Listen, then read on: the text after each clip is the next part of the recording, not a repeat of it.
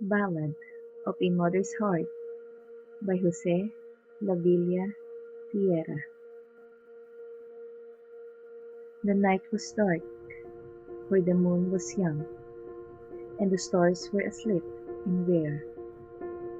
The clouds were thick, yet youth went out to see his maiden fair. "Dear one," he pleaded as he knelt before her feet in tears, "my love is true. Why have you kept me waiting all these years?"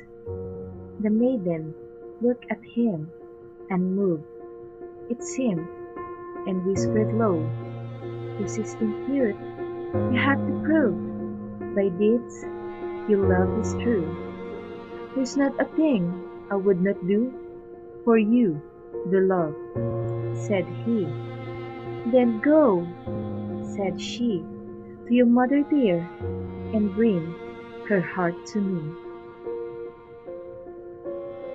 Without another word, youth left, and went out to his mother dear, and opened her breast, and took her heart. He did not shed a tear. Then back to his maiden fair he ran, unmindful of the rain.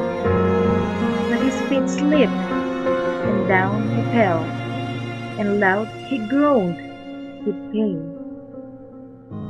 Still in his hands he held the prize that would win his maiden's hand. And he thought of his mother dear, so kind, so sweet, so fond.